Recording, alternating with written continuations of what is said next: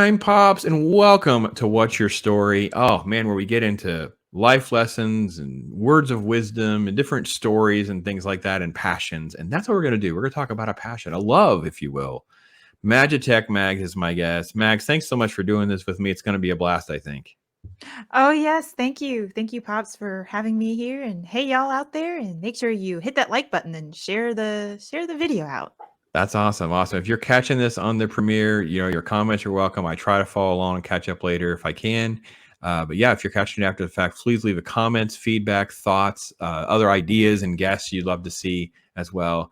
Mags is a very passionate lover of cinema, particularly old cinema. I changed the title in the thumbnail from like the golden age, because the golden age actually was cut off pretty early in my I just did a quick little research to make sure I was not misspeaking. So I kind of put like classic cinema.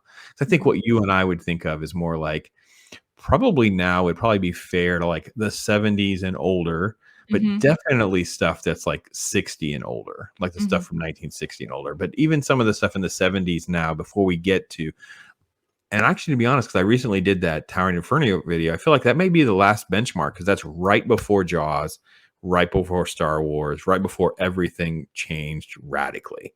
So Mm-hmm. you still get a little Godfather time in there, but we're kind of in that era. So like maybe 70, everything is prior to then because things radically change once all those guys are on the scene. Cinema changes, summer blockbusters change. But we had blockbusters. It was just different. And it's part of what I want to talk about. So before we started, you were sharing with me. Casablanca is your special film. It's like your go-to film. So talk a little bit about that film first and foremost. Well, I guess, a little background kind of helps. I am in my mid-30s, and I have two older brothers. So all three of us are '80s babies, and with that, we have parents who were born in the early '50s. So my parents grew up with what we all consider today are classic movies and classic shows, and things of whether black and white stuff versus, and even the colorized version of stuff. So things like the Three Stooges and Marx Brothers. We all grew Mhm. up with that, so we were highly exposed to a lot of classic films like The Longest Day and all that kind of stuff. But Casablanca is one of my top favorites, probably the favorite. It's probably neck and neck with Gone with the Wind. But the reason being is that it's my parents' favorite movie, and for many reasons. In fact, the famous song in the movie itself, you must remember this: "A kiss is just a kiss," is their wedding song dance. Mm. So it's a very special film.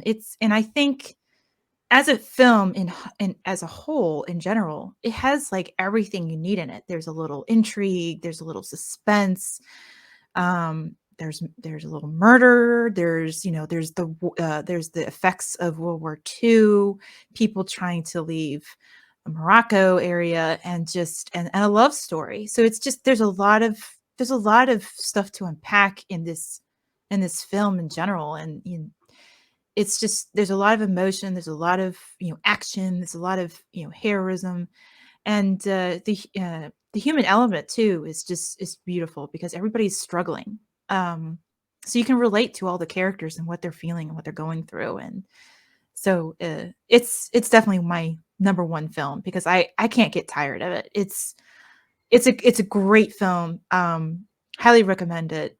It doesn't get old, and it was considered, I think, when it was first aired, went to theater. It was considered a B film, I think it was, and it's gotten to be such a classic to the point where I think it's gotten. I think I mean, it's a B film, but to me, I think it's kind of it hits the top five. I mean, I know it's not probably as far as the box office numbers and everything is not the same thing as like Gone with the Wind, but I think it's top five film of all time, because it just hits all kinds of points, and it just has everything in it that you could possibly want in a movie. Well, you keep going to Gone, you keep dancing around Gone with the Wind. For those of you that don't know, Gone with the Wind is the only film that's ever sold over 200 million tickets. Yep. It's so exponentially far ahead of everything else. Only Star Wars joins it in selling over 175 million, because 178 is what Star Wars sold. Yep. That's how far those two are ahead of everything else. It's so Gone with the Wind at over 200 million tickets is so exponentially big. It's sort of like hard to wrap your head around. And Like it's and the really thing is. It's is, crazy. what's crazy is that it's a very long film. I mean, back then they had intermissions. They actually had like an intermission kind of commercial. And it's not really a commercial, but it's kind of, they allowed people to, it was like like 10-15 minute break for people to walk around, go to the bathroom, get what they need, popcorn, what have you. A lot of epic films, even in the 50s, 60s, like things like Ben-Hur and everything, they had stuff like that.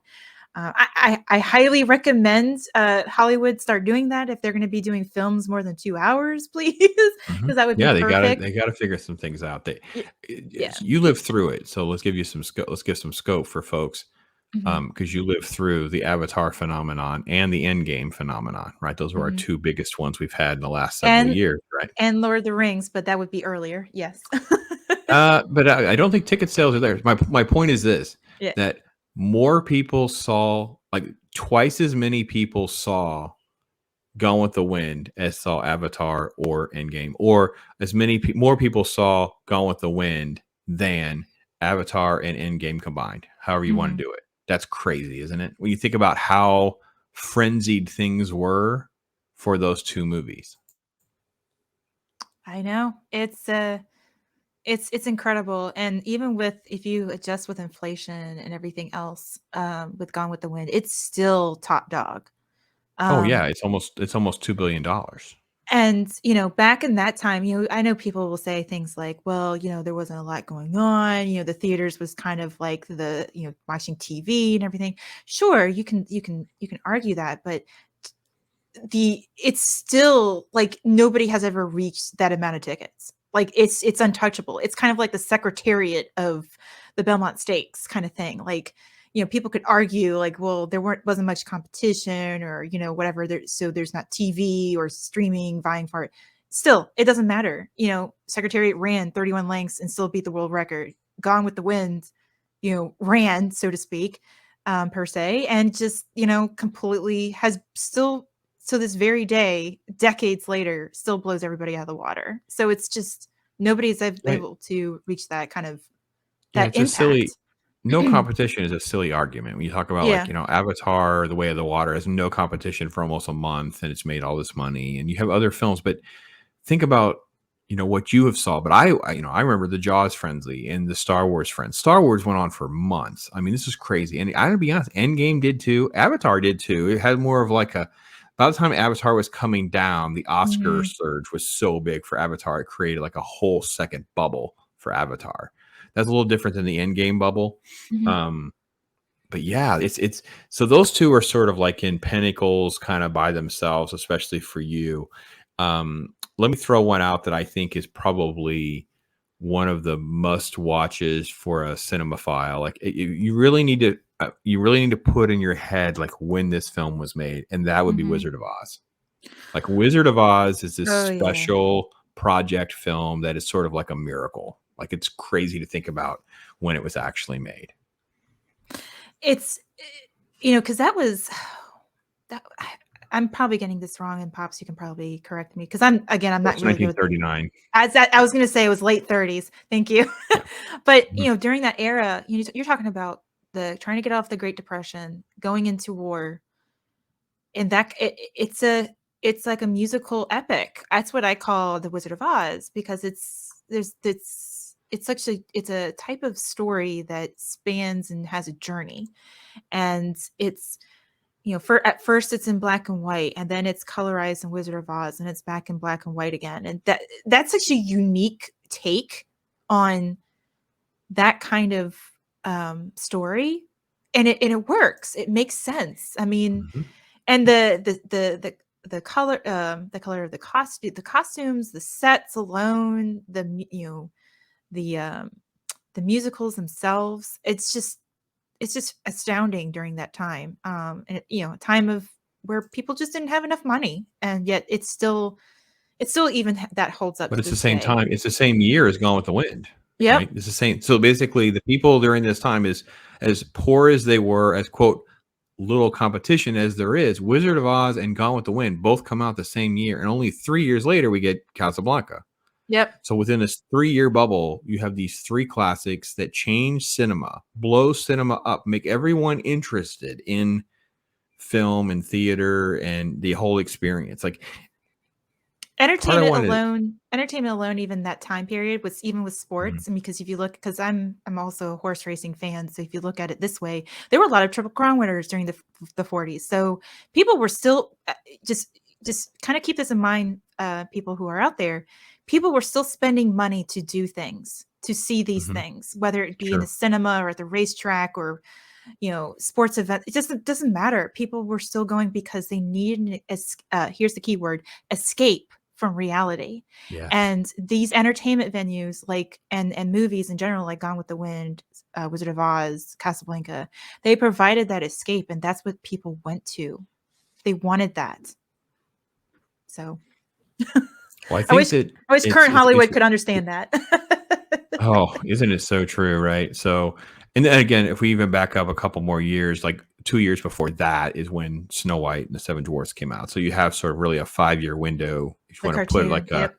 yeah, the animated miracle Mhm. again, handcrafted, literally hand drawn, every single cell. I mean, it's this is this incredible birth of this as I want to say an industry, the better way to, as a business model, right?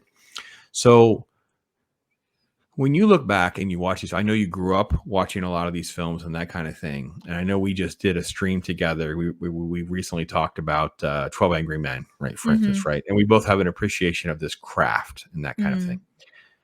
I don't know about you. I know part of what reason I wanted to do this was obviously folks that are within our circles and fandom and things like that. We could hopefully bring some appreciation, some interest into going and finding some of these gems on their own. But do you even get a feel? I get a feel for like people in the industry just don't even care about the craft, don't watch classics. They don't even watch the franchises that they've been hired to work on.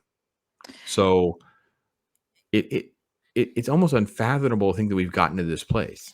It's it's kind of like, I hear all the time, like, you young people don't appreciate, older things, whatever. But we are out there. I'm one of them. The thing is, um, there's there hasn't been an established level of respect for what came before. Hmm. And that's the problem too. Because I have come across people who are even much older than me, to be quite honest, who say, "Oh, black and white is boring," and I'm just like, "What?" I find that in Hmm. today with today's entertainment, it is Sure. like cleansing the palate. I am baptized in fire. I am ready to go. I'm passionate. I feel like I've gotten something otherworldly that's beyond what we've been given today. And it's like a spirit, it's almost like a spiritual experience at this point. And I hate to compare it to something, to a religion like that, but it's because it's just so literally we could watch classics from just 2 decades and we'd be set for a lifetime. It's just Oh yeah. I there's mean, so much good stuff out there, and it's just I feel like, I love I feel, as a young person myself, mhm. um, I think I think I think people my age could appreciate, the old stuff, and I know there are definitely people out there who have not, who didn't grow up fortunate like I did, with parents who raised my brothers and me on kind of what came before, so we had an established outlook of what real entertainment is. That's not kind of what their intention was, but in a way, I'm very glad that I grew up in that kind of environment, because I do enjoy what came before, and I do respect that what came before, and I understand storytelling, and I understand, um, think a story has a soul, and if a story doesn't have a soul, it's nothing. And so a lot of today's entertainment is very soulless. Um, and it Well, just I doesn't think that carry on. It doesn't age well. If you wanna compare it to, because I like wine, it's kinda like it's very cheap wine. It won't age well. It won't age beyond a correct. year. It's just gonna turn Yeah. into vinegar, and it's gonna be, garbage. So it's just things like Casablanca, it's like that's like, how many decades old? Like, 70, 80 years old, and it still is the most delicious drink I've ever Yeah, had. it's So it's it's it's 80 years old. Yes. So let's go back to the art. So there's five. We only mentioned four. So let's get to the fifth one. So this is the bedrock to me of the foundation of things. And I can go back to D.W. Griffith Mhm, and Charlie Chaplin work and stuff like I get all that. I'm just talking about these five films are this bedrock. So okay. So we talked about Snow White and the Seven Dwarfs, mhm, 1937. mhm, 2 years later, Wizard of Oz, Gone with the Wind, right? mhm. We didn't mention it. Citizen Kane comes out in 1941. And then, of Oh, course, Casablanca comes out in 1942. You have literally five of, hard to argue they should not be included on every best of all time list. I don't even understand how you can put a list together and not acknowledge, even if you can watch them and go, listen, I probably want to watch it again. This one's long. I don't care for this. I don't care for that. But you can at least understand in the 30s and the 40s, the element of craft, storytelling, acting, execution, lighting, I mean, editing. There's so many things that come into play. They were creating on the fly, they were developing on their own, technologies were being developed, those kinds of things. It really is just an incredible thing to sort of think about. And we have other renaissances. I'm not saying that because we briefly could touch on the 70s where we have a different type of renaissance. And right, I can pick out five classics again from this little brief window that we have of like, this is incredible to think about. This has all happened in like this little pocket of time. Um, but I think I'm with you. Like I could just spend actually, and I'll be honest, I don't know if I've ever said this before. When I was in college, again, here I'm supposed to be a movie nerd and whatever. And I forget if it was in Entertainment Weekly or if it was somewhere else. I ran across the AFI, the American Film Industry Institute's top 100 movies, right? mhm, And I just had a checklist over the course of a couple of years. I went through all of them, watched all of them, bought a few, still own a lot of them. Um, didn't care for some, which I think is fine. Like it's okay. I can still acknowledge something is good, but I wouldn't necessarily sit through it again.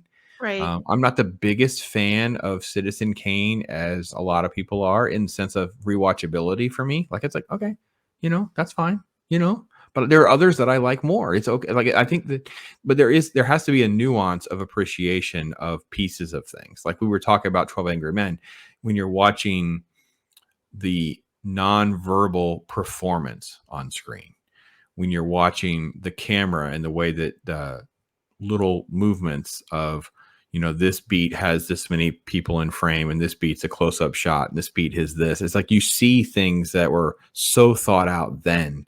Mhm. And now you feel like it's such a rush job. They don't care about any details, things that don't even make sense. And then you're like, the moment that anyone is critical of any of it, not fans, they will come out and attack you. That's my head hurts. I My head know. hurts. My head hurts. Like I can't even.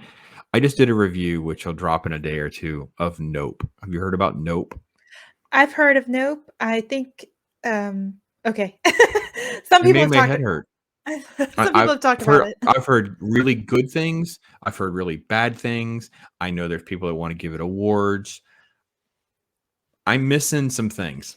I'm missing some explanations on why things are even happening and how things work. Like it just, I don't know. I'll wait for people. I ranted for way too long. I went to almost 15, 20 minutes and I'm just like, I don't understand. Like, and you feel like there are creators now that no one has the guts or the ability to sort of like critique their work and it just gets through as garbage. Like Ryan Johnson is the other one. Like Ryan Johnson's work is just somehow we just let it go and pretend that he's a smart guy, knows what he's talking about or doing. And then whenever someone raises their hand, he goes, this does not make any sense. You're an issue. I'm like, well, you didn't actually answer the question though. I watch these movies. They hold up as much. You said it, age like fine wine. They're better, if not more than ever, because everything else is crap. Yep. Everything else is sour milk. And I'm like, well, yeah, look at this. Yeah. Well, and it, even if it was like this back in the day where, the artists in entertainment, um, had bigger heads than anybody else, they still were smart. They still had the intelligence, let's put it that way, to not come across as if they knew better than anybody else. They Mhm. the thing is they actually, to use that word, they actually loved their craft too, and they they even were those types of artists were even more critical of themselves. So there's a sense of yeah, there's an ego there, but there's also a sense of humility too, where you know where today's artists in the entertainment industry don't seem to have that. They just put it out there, and then when you do, even if it's, let's just say constructive criticism, it's, it's considered negative or this, that, and the other, and how dare you, and all that kind of stuff. And it's kind of like, people say my generation, was the generation with, participation trophies. I'm just gonna have to say this. Me and my generation, we didn't ask for it. It was given to us. So, Mm. who fostered that sort of mentality for these people to come into our My stories? generation. Yeah, my generation My into our generation, because we snowplowed for kids. Like yeah. a lot of people just snowplowed for their kids and gave them everything and let them. Oh, they showed up Yeah. every day. They should get a little certificate. It's okay. And now they just feel like they're entitled, right? And it wasn't at first, because I know it was kind of like the second half of my generation or something like that. Like Mhm, we mhm. started I started seeing it. So I know I was given maybe a few, but it was kind of one of those things where I was confused. It's kind of like you're a child, you're confused because you grew up with two older brothers and there's always competition there. So it's just weird. But yeah, it's just it's that kind of mindset and that thinking where, you know, I can, everything I do is good, and therefore those people who criticize what I do, or say or think or whatever, they're bullies, they're hateful, whatever you want to call them. And it's like, no, we're all grown people. We all have our own different opinions. We're all individuals. We're not the same person. And we come from different backgrounds, so we offer different viewpoints on what makes a good story. So there's no sense of humility. There's no they and at the same time they don't love their craft, because obviously if they love their craft, they would be criticizing their own self in this manner, because artists true artists are critical of themselves. They see themselves as competition, so it's just And you see it from yeah. time to time, but they're not new people. They're people that are my age or older, Quentin Tarantino or Martin Scorsese, who calls out Right. superhero movies as just being tripe. And I'm like, yep, pretty much. I mean, Yeah. there's been a few that are not tripe and they don't get recognition either. Like I said when I predicted the Oscar stuff briefly when I was talking about the Golden Globes, I says, well, Maverick will get a nomination, but it's just a Right. token nomination because it made $1.5 billion. It has zero chance of winning Best Picture. It is they do not even like the fact that that film exists. Like it just makes them look bad. Like Yeah. this Yep. is different than old Hollywood. Old Hollywood would be celebrating a movie like that it made a lot of money. People liked it. They would see the story elements in it and why people wanted to see it multiple times. And they would be thinking about writing other adventure type stories, not necessarily about planes, but that's what every producer would be doing right now over the last several months. They'd be like, okay, we have to make a Top Gun Maverick, but not a plane. Okay, you go find this one. It's a boat, and you go find that. It would be that would be their approach right now. Instead, half of them are just running for the next knockoff sequel or something. I mean, I have such little interest in 2023 films. I could not believe when we went down the list how little interest I have in. I mean, I'll watch a lot of this stuff. Ultimately, I get screeners for things like that. Hmm. But it was like what you and I are talking about, though. Yeah, I can live with if I had to just get like the 50s and the 60s, I'd just be good. I would It, just be good. You could just hand me those two. I know you even have more love for even some of the earlier stuff, yep. but once you get into like Hitchcock's era for me, I'm just good. I'm just good. Like I'm totally golden. And then of course the 70s and the 80s is like this sweet spot 'cause that's what I grew up in, right? So for me, it's just different. And yeah, rewatchability, all kinds. So okay, hang on, I'm allowed to You- get too derailed from train. Yeah, I know my It's brain okay. will start. You and me can go off on all kinds of tangents here, because there's a lot Yeah.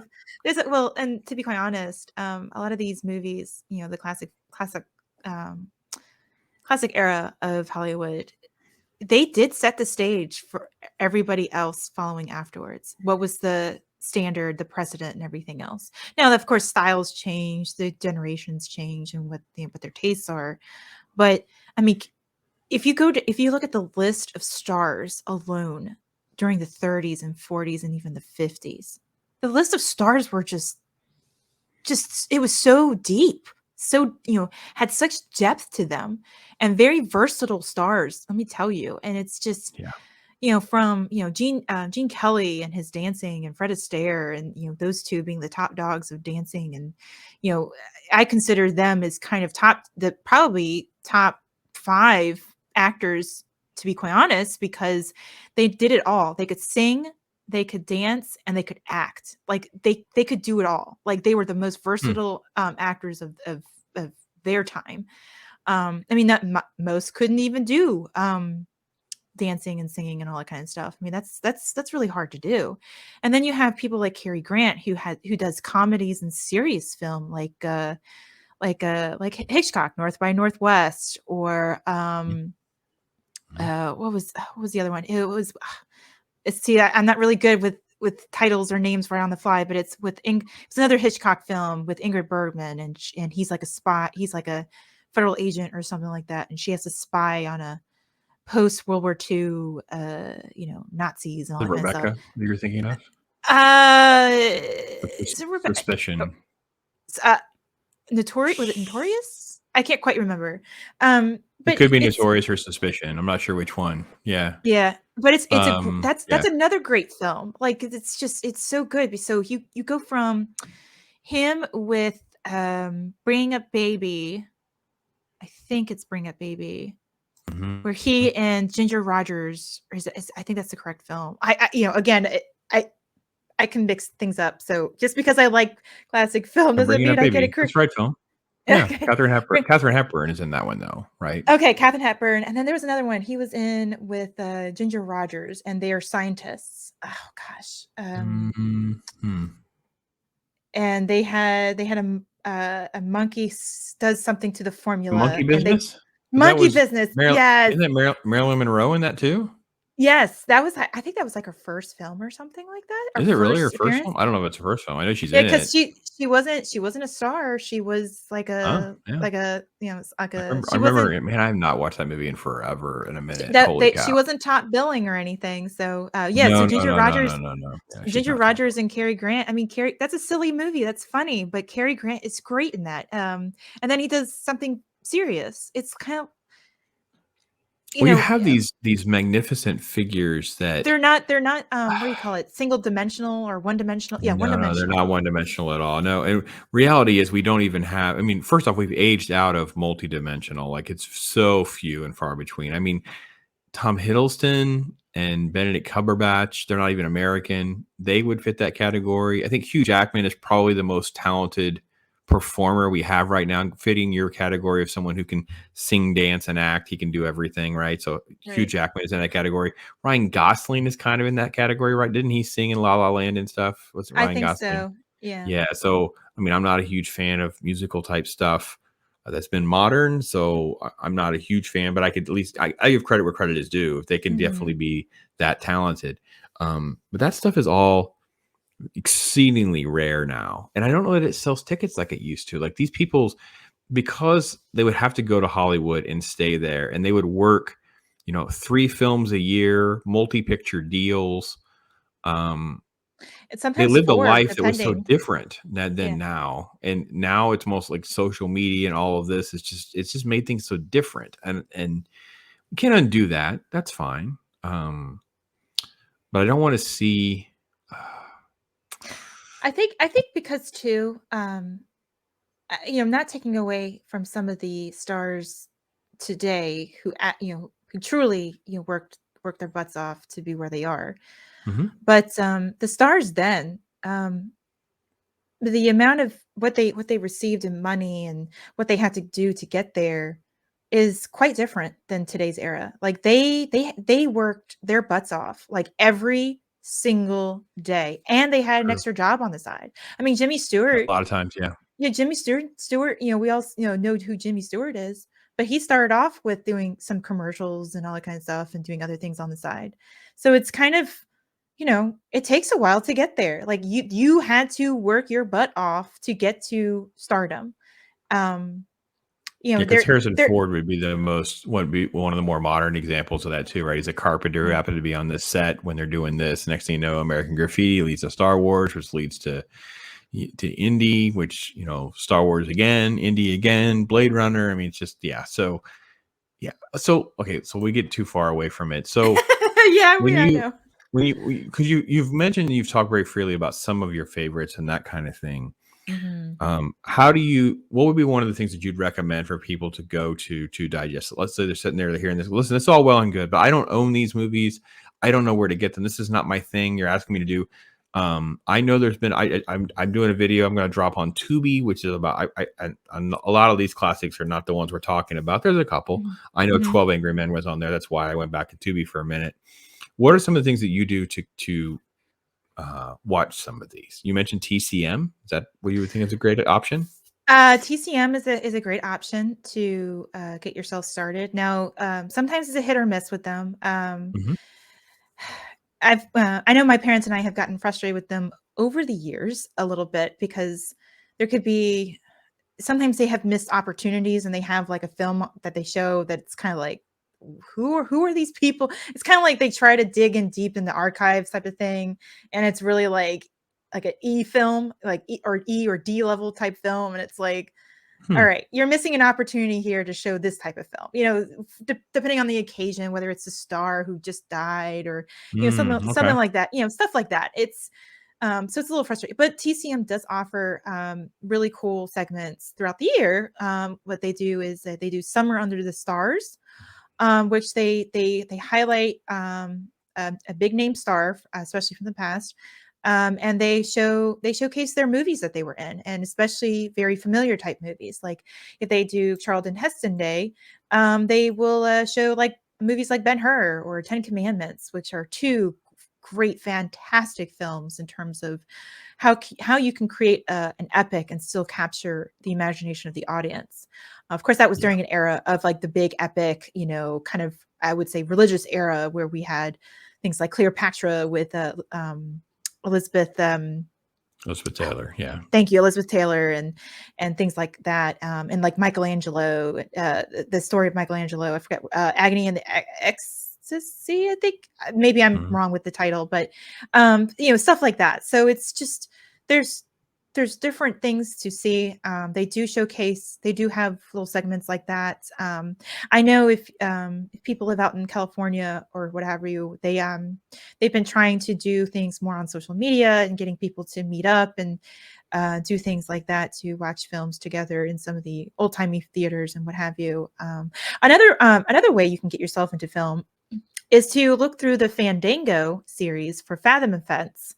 Mhm. And Fathom Events offers such great opportunities for people to see movies on screen for the first time. In fact, I mean, I would consider even the 90s classic films at this point because the way modern movies are today. But I've seen, for instance, Indiana Jones, Raiders of the Lost Ark, so many times from VHS to, Mhm. DVD and on Mhm. TV and all that kind of stuff.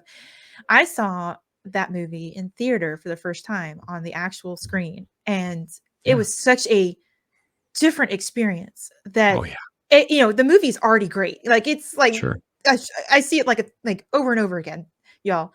Um, but seeing it in theater for the first time myself, it's such an elevated experience, and it's Well, very because then you otherworldly. get a dose of what it was like when we saw it for the first time, like Exactly, and why it was such a phenomenon, right? Like I told my daughter yeah. to do Jaws. Can you imagine seeing Jaws in the theater for the first time? Like it was Oh my just like gosh, I was yes. sitting there watching her face, and she was just like you could see the body language of why people were scared to get in the water. Like you could see the effect of having the theater experience, and it's not just something on a small box.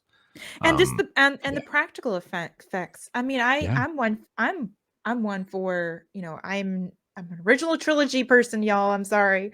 But I am one for practical effects. They make you get immersed into that kind of world. And you mean let's take it back to classic film. So I watched Gone with the Wind for the I mean, not for my first time, but for the first time in an old-timey theater Hmm. a couple of years ago, and that experience was fantastic. Like, Sure.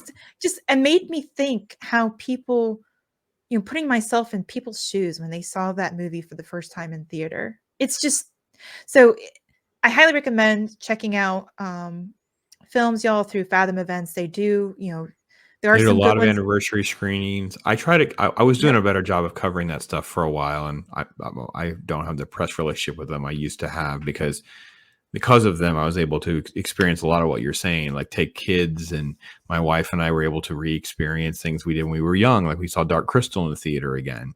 Mhm. We saw things like that. Like, we were kids when this stuff would drop, and now we're like, oh man, let's see it in the theater again. That theatrical experience, like you said. Um, those are two that I would definitely recommend. And I will say, guys, there is a lot of free, these land free. Let's just be honest, right? Because you're talking about stuff that is black and white, has a lower sale and demand. A lot of people that love it, like Mags and I, we probably own them, right? So Yeah. they are more common when you go to Roku, Tubi, some of the apps for free. And you may have to sit through commercials or something like that through those apps. I mean, Pluto probably has an app or Yep. a channel that would placate to this type of film. So those are all good options. I want to go to the list though, Mhm. touch on a few others. Sound of Music is number 3, which I have to I be honest, agree with that. when I saw the list, I was shocked that it beat ET. It barely beats ET, but it does beat ET. And I'm like, wow, because ET, because again, Sound of Music is before my time. I was not old, I wasn't born yet when Sound of Music came out in 1965. But I Mhm. remember the ET thing. I remember the ET thing. The ET thing went on. Actually, that's part of the reason that a lot of movies that are classic in 1982 were box office flops because of freaking ET. ET was number one of the box office forever.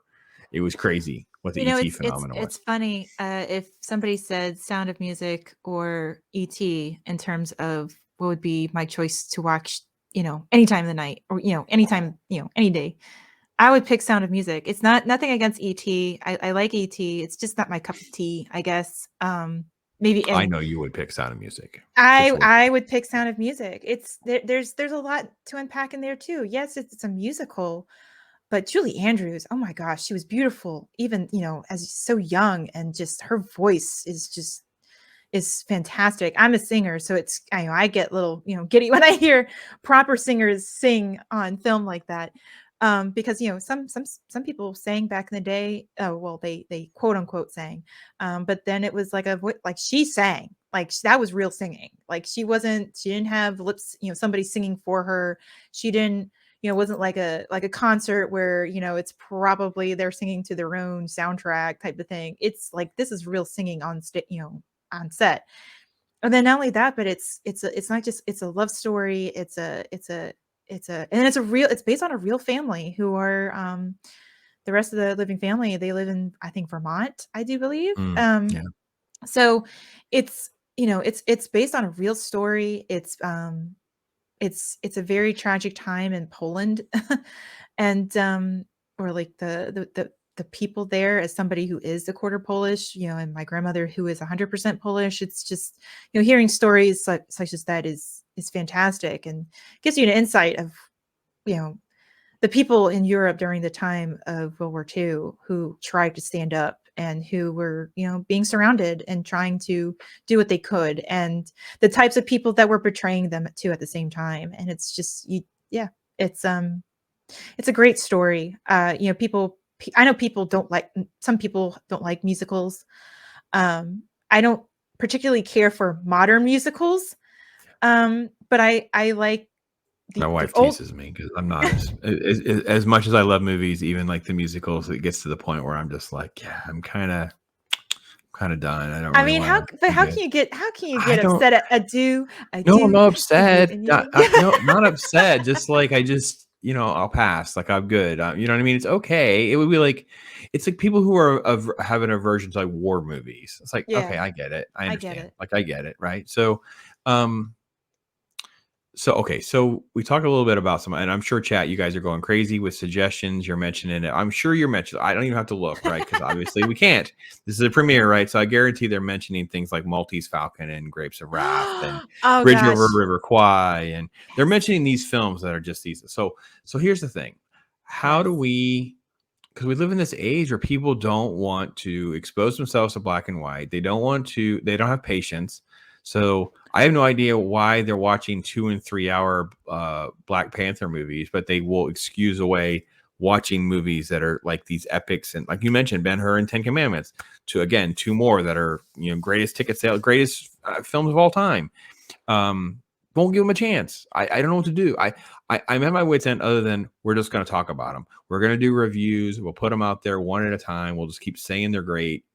I've spent this week working on my channel to create all these playlists that involve years and actors' names and things like that I will try to Mhm. build up over the next couple of years to try to put things out there differently. You mentioned doing streams and doing videos yourself at some point. What else can we do? What do we do? How do we try to light some fires, so to speak? I think, because I know, one of the things that I would like to work on, kind of get my creative juices flowing when I come back. It's I would like to do more like a drive-in theater approach. Mhm. Watch a movie, give people a chance to watch it. Sometimes I feel like they grew up, maybe they were a kid or something like that, so they have that perspective of back in the day. But maybe if they watch it now as an adult, they might appreciate it better or something like that because of what we've been all going through the last several years.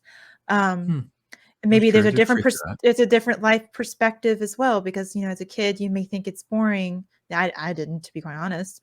But as a kid you think it's boring, but after all 20, 30, whatever years under your belt, maybe you might appreciate a little different perspective in your life age right now. And it's I think we can all learn from what came before because they did provide and set a standard of what good filmmaking is. And True.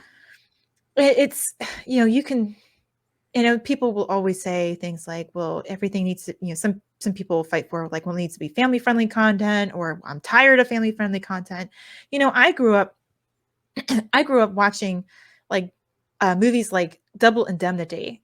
I would Mhm. even think that's considered quote unquote family friendly, but I think it's the fact that Hollywood at that time, and yes, it's probably because of the censors, and I get it, but the thing is, Hollywood perfected the art of subtlety.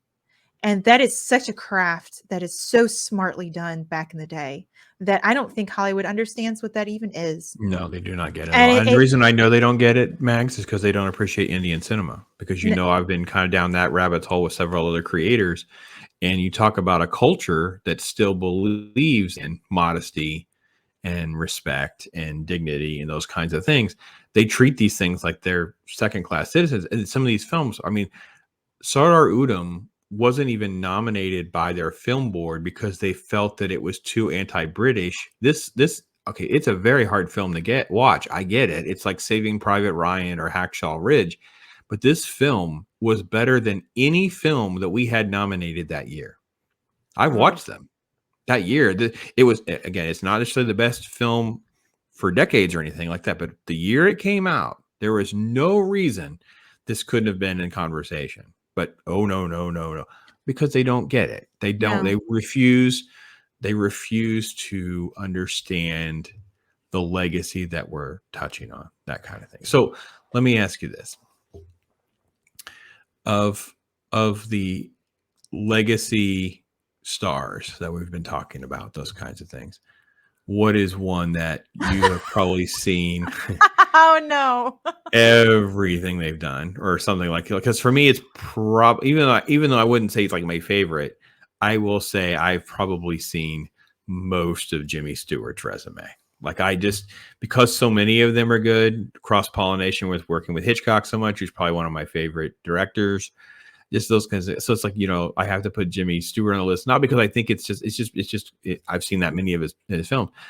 because I really want to spend more time with I don't think I've really dug into like the gangster film, the old, enough Oh, Cagney films. You oh know yeah, what I I was gonna mean? say Jimmy Cagney. Yeah, I Yes, want to dive yes. into more of that eras of film. Those That's a good films. era. That's a good Because era. yeah, because I mean I know I've seen them, but I mean there's so many. Of course, everyone's seen like Public Enemy, but what about like the one that didn't make money? Let me watch that one because I'm finding that the stuff that we don't even think about from that era are so superior to some of the things now. It's like, holy crap, this movie is not a 6. This movie is an 8. You know what I mean? It's like it was bad timing, it was this bad marketing, it was this, it was that. And um who's on the top of your list? You got someone at the top of your list? And I will Oh, say this, all the women are just super hot. well, let me tell you, the I women just back then. the women are so classy, and there's something hot about a classy woman. Mrs. Pops, that she rocks the classy. I'm telling Even, you, she's just the dignity and the respect that she demands. It's just to me that's the biggest thing. And well, even yeah, like people like Katharine Hepburn, who she's gorgeous in her own way, but she's not necessarily. I wouldn't, if you want to talk about like beauty scale or whatever, I don't think she was necessarily hot, but she was gorgeous in that she carried a um she's sassy. she had an air, like not Hmm. an arrogance, it kind of like oh gosh, like Betty Davis. Like they had such an aura about them to command people around them without even being, it wasn't aggressive, it was just the way they carried themselves. Right. Like it was something else. Like they were so special, like Rita Hayworth and Audrey Hepburn, and they were all so elegant in their own way. Oh gosh, three actors come to mind with that question. I Pops. just want to point out that I have to throw out Ginger Rogers. It's a Oh yeah, freaking my Ginger God, she Rogers. makes my heart just stop. I look at those pictures of this Ginger Rogers in like the 30s, and I mean, Yes. and like Oh, their I don't know, portraits are just these gorgeous. portraits. I don't know when these portraits were done. I have to look at the dates so I don't Well, misspeak. But even my goodness, she's a beautiful woman. people like the aging more aging actresses from, they were stars in the 30s and they were aging actresses, later, Mhm. like Myrna Loy. Myrna Mm. Loy is just, she's elegant in her own way, and she accepted her aging, but she just was still like, you could still like, she's still shone brighter than most people. So it's kind of like, you couldn't help but be, attracted to them, in terms of, they had such a magnetism to them too, the way they looked. And something about the black and white pictures too, and how they acted with that in mind, they just commanded the screen. I don't think a For lot those of of you that think don't know much about Myrna Loy, it's called The Thin Man. The Thin Man series. Yes. There's 2 or 3 or 4 of them. I don't even know how many there are off the top of my head, but there's several. Just look up The Thin Man and then just start watching each one that comes out. There's Yep. several of them, and I know she's done other work, but by far that's the one that comes to mind right away. So, What was another good one? well, Greta Garbo would be another one I would try to. I mean, Yeah. Greta Garbo was just, I mean, just this beautiful lady that just, yeah, there's just something in those eyes, man. She's just, oof, yeah, beautiful ladies Uh, back in the day. oh yeah, very very gorgeous women. And even some of the ones that were aging, they still were beautiful inside and out, and had charm and commanded the screen, and were just Hmm. their acting abilities. I'm sorry, but I can't. Some of the women today, I just can't. I can't. There's no comparison. I'm sorry. But the three, to answer your question, Pops, because I could totally go on a tangent about women, comparing women actresses, excuse me. I still say actresses, y'all. um, the three that come to mind in terms of probably the three watched, and I can't, Pops, there's so many movies that I've seen. Sure, I can't completely calculate accurately. that's okay. Are Just throw it out. probably Jimmy Stewart, Cary Grant, and John Wayne. Yeah, okay, Um, I got you. John That Wayne makes is sense. probably John Wayne, I would say, would beat them out, mainly because there's something about his Western movies, as well as like The Quiet Man, and when he was in war films and all that kind of stuff, he also commanded a presence. I feel like in so many ways, because I know he was in mostly with it was mostly B films, but some of those films though, like some Well, films I feel. John Ford's films were not B film. John Ford's films were like this cash cow. He and John Ford were like a cash money machine But churning let me out tell movies you, together. but let Man, me tell they you were though, rocking it. they were rocking it, but what they considered B film was that it wasn't like a Gone with the Wind type. Gone with the Wind was Oh, A. right. Yeah. Yeah, Yeah. that's how they would call it, A or B films. And Right. That's true. That's fair. the like things like The Quiet Man, like that is such a great movie. And they shot, the thing is, okay, y'all, they shot that movie in Ireland. Like you can't that something like that happening back in the day was just like unheard of, but they did it anyway because they knew it was the right thing to do, and they wanted to showcase the beauty of Ireland. And Ireland, a couple decades before, had already had like the 1916, they've had, it was war torn, it was awful, and It so was they were already trying to tattered. recover. Yeah. Yeah, they were trying to recover from that, and they had World War II on their after that. So it's just, other things going on. So it was probably a brilliant move on John Wayne and John Ford's part in terms of really helping to showcase Ireland and get its, they probably, I wouldn't say they single-handedly helped Ireland, but in a way this was their way of trying to you know, encourage people to visit and bring it back to its glory. But it's just, gosh, Sierra, like True Grit. John Oh my Wayne is just gosh. fantastic in that movie. I Oh, feel like there's some movies of his, yeah, they are probably not quite Oscar worthy, but I feel like, for a man who's been in so many films, who brings his A game every single time, and yes, he has a a quirk about him, like "Hello, Pilgrim," that sort of stuff, and "Get back up on your saddle" type stuff. I feel like he deserved an Oscar. Um, uh, and he was such a brilliant man, especially if you look into his life and read about him. And he and oh gosh, who I can't remember the name, but he and he was in The Quiet Man. He was the older priest guy. But I can't remember the actor's name, but they played football together. Obviously, you could tell that they probably played football together. First of all, they were tall, very big guys, so it's like they could easily take out a few people on the field. oh, sure. Yeah. So it's amazing. It was funny too. So this is really cool. Several years ago, before everything shut down and everything, at my local fine arts museum, they had I forgot what was the name of the tour, but they were touring old Hollywood costumes, or costumes from famous people that were worn, like Mhm. Dorothy's the blue dress with the whites underneath it, Yep. white shirt Yeah. underneath it. So stuff like that, even the red slippers and all that kind of stuff from the film sets. And they showed John Wayne's outfit from The Searchers. Hmm. I knew you So were going you to say talk that. about so you talk Yes. about you see Hollywood, you're walking along, you see all Hollywood, from men and women, where what they wore and everything. And it's, I guess there's some normal height and whatever. What Oh, have you. And then you not John see Wayne. John Wayne's Searcher outfit. And even they had it so that it was like he was bent at the knee, like making it look like he was doing like a double shoot or something like that with Oh his no, pistols or he's a something like that. very He big was guy. he was still taller than most of them. Yeah, he's I'm about just 6 foot.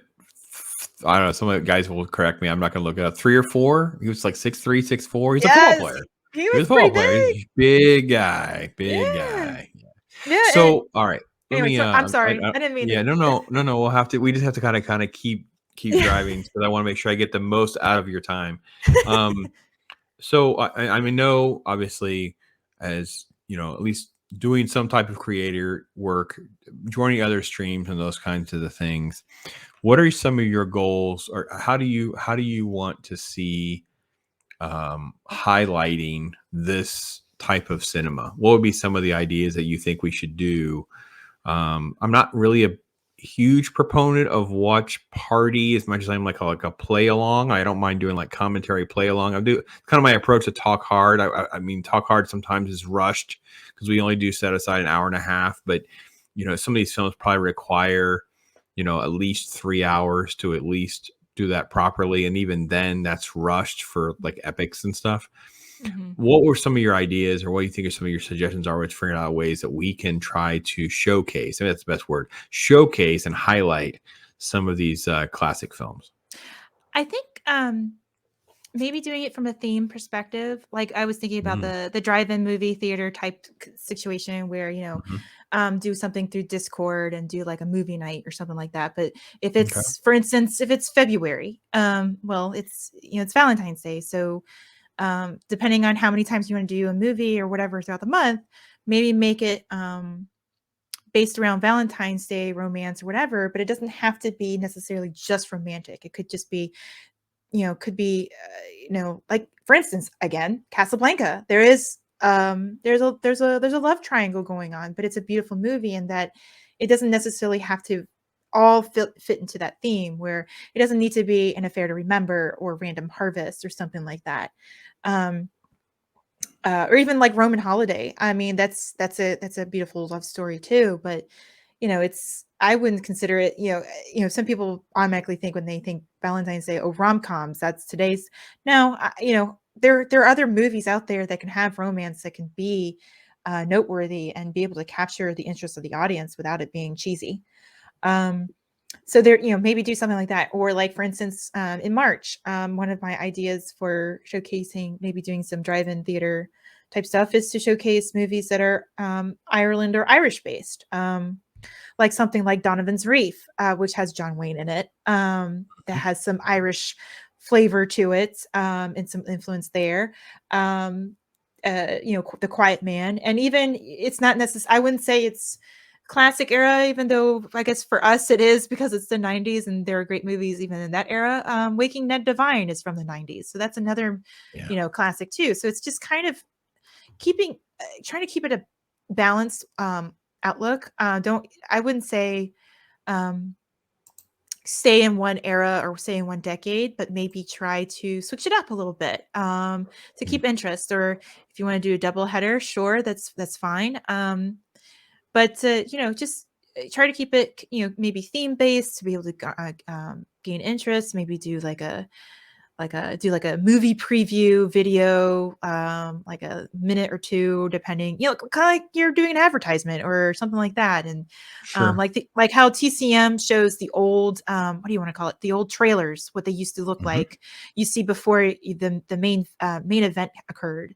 So stuff like that. And you can talk about just a little short summary of who's in it, who what's going on, and what have you, to gain interest. And then it's maybe try to encourage having people to talk about it, not just be in the chat, but also have a panel and maybe open the eyes of other people around you. That the one thing I enjoyed, especially on being on Jacob Ironside's channel and talking about 12 Angry Men with you and Cannoli, Sasquatch, and Jacob, is that we could have gone for maybe 3 or 4 hours talking about that movie. I mean, it's just Oh, yeah. Especially when you have no problem, like, dive deeping a little bit. Like, yes.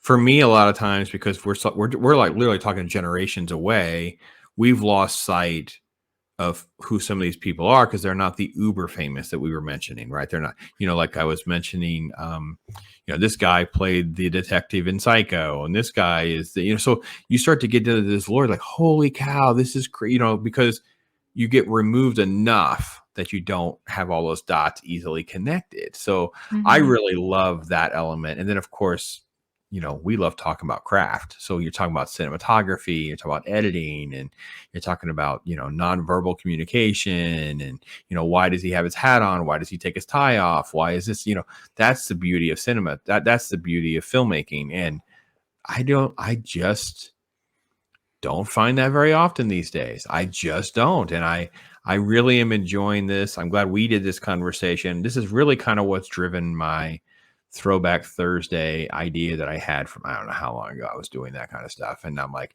so I've kind of been doing that, But I feel like I'm barely scratching the surface. I just do like a mini review. I just do like a spoiler review, a mini review. Hopefully it's somebody like, oh, that actually sounds pretty good. So, I don't have an editor. So it'd be like, if I had the time, maybe I could do more shorter form on that with like a voiceover with a trailer and things like that. But yeah, there's such a plethora of films to pull from. There's so many great films that we can get to. So one last thing before I let you go, on that list, I was shocked to see on this top 15 tickets of all time list. Maybe this doesn't surprise you. I was completely caught off guard by 101 Dalmatian. I was like, what? Like, Really? huh? Yeah. All time. I'm going to pull it back up and make sure. I mean, it is a good movie. I remember watching it like sure, but a ton. Why on earth would be? And so here's the thing I will say about that film compared to many of the other Disney films. The one thing, it is number 12 on the list, just under 100 million tickets. It's at 99,917,300 based on this last data point. Okay. They hand drew so much more detail on all of the background. So when you watch Dalmatian, just understand the setting, the immersion of that you're on that animation is really, really tremendous. Like it is really, really tremendous. But if you told me the second biggest Disney animated film in ticket sales was 101 Dalmatian, I'd be like, you're smoking crack. There's no way. Like it's not even close. Like it's Snow White and then it's that. And I'm like, what? Yeah, this list is crazy. I'll read it real quick. Gone with the Wind, New Hope, Sound of Music, E.T., Titanic, 10 Commandments, Jaws, Dr. Zhivago, The Exorcist, Snow White, Seven Dwarfs, Force Awakens, 101 Dalmatians, Empire Strikes Back, Ben-Hur, Avatar, Avengers Endgame, Return of the Jedi, and Jurassic Park. I cut it off at 18. I ran a little long there. I cut it off. I can read the bottom three. Those are the bottom three. So only like 2 films in the last few years, like literally Endgame, of course, and then Force Awakens were in the last since 2015. And then, most films, let's see, there's anything else since the 2000s. Oh, Avatar is on there. That's the only 3 films in the last since 2000. So in the last 20 years, only 3 films are in the top 18 in ticket sales of all time, which is the best indicator to me. I mean, I know we have adjusted numbers for finances, but reality is that number even changes. Ticket sales is a much better number, and it's not going to be 100% accurate, but it's definitely a better gauge in a lot of ways. So. I think. Correct me if I'm wrong, people out there, sure. But I think I remember hearing from somebody a while ago that France does it by ticket sales versus dollar amount, and that. Whether that's true or not, I feel like that's you're correct, Pops, is that is truly the real indicator of what it is, because you can people argue like, oh, Titanic and Avatar, they have more money, blah blah blah. I'm like, well, you have to look at it re-releases first of all, and if people want to go down that route because of that, I'm like, well, yeah, Gone with the Wind probably has a little bit more under its belt, but at the same time, you're talking about. But you're still getting someone to put their butt in the seat. Like you're still getting someone to go see it again and again. Is it any? I don't care about re-release arguments because if a film is out and you go see it, I saw Star Wars in a theater 6 times. Okay, when I was a little kid. Then it came out in theaters again later on. I saw it again. Okay, just because I saw it at a re-release doesn't discount the fact that I wanted to see it again. Like you know what I'm saying? Like what difference does it make? Like if it's a year, a month. Who cares? If it's got this many butts in the seats, it got this many butts in the seat. I don't care about anything else. I don't care about inflation or whatever it is. It should be ticket sale. So and if people really want to make the argument like, well, there wasn't much going on, blah blah blah.